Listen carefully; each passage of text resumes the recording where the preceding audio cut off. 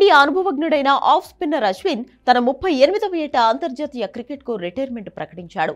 Bharat Australia జట్ల మధ్య జరిగిన గబ్బా టెస్ట్ అనంతరం అశ్విన్ ఈ నిర్ణయం తీసుకున్నాడు. అశ్విన్ రిటైర్మెంట్ వార్త తెలియగానే అందరి కళ్లు చెమ్మగిల్లాయి. ముఖ్యంగా టీమిండియా సభ్యులు తీవ్ర భావోద్వేగానికి లోనయ్యారు.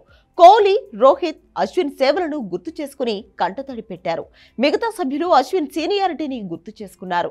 రిటైర్మెంట్ తర్వాత అశ్విన్ చివరిసారిగా డ్రెస్సింగ్ రూమ్ కు చేరుకోగానే ఆటగాళ్లు, క్రీడా సిబ్బంది భావోద్వేగానికి గురైన వీడియో సోషల్ మీడియాలో వైరల్ అవుతోంది. అశ్విన్ డ్రెస్సింగ్ రూమ్ లో భావోద్వేగ ప్రసంగం చేశాడు. అంతేకాకుండా డ్రెస్సింగ్ రూమ్ కి చేరుకోగానే ఆస్ట్రేలియా ఆటగాళ్లు ప్యాట్ కమిన్స్, నాథన్ లయన్లు అతనికి ప్రత్యేక బహుమతిని అందించారు. ఆస్ట్రేలియన్ ప్లేయర్లు సైన్ చేసిన ఆసీస్ జెర్సీని చూసి అశ్విన్ ఎమోషనల్ అయ్యాడు.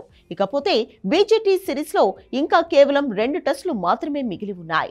4వ test iconic Melbourne cricket ground లో డిసెంబర్ 26 నుండి ప్రారంభమవుతుంది. దీన్ని బాక్సింగ్ డే టెస్ట్ అని కూడా పిలుస్తారు. బ్రిస్బేన్ లోని హోటల్ నుండి టీమిండియా మెల్బోర్న్ కు బయలుదేరింది. దీనికి సంబంధించిన ఫుటేజ్ ఒకటి బయటకొచ్చింది. మెల్బోర్న్ కు బయలుదేరే ముందు టీమిండియా అశ్విన్ కు ఘనంగా వీడ్కోలు పలికింది. తర్వాత అశ్విన్ బ్రిస్బేన్ నుంచి స్వగ్రామానికి చేరుకున్నాడు. మెల్బోర్న్ స్టేడియం భారత్ కు అచ్చొచ్చిన స్టేడియంగా చెప్పుకుంటారు. ఈ పిచ్ పై భారత్ 4 ప్రతిష్టాత్మకమైన విజయాలను అందుకుంది.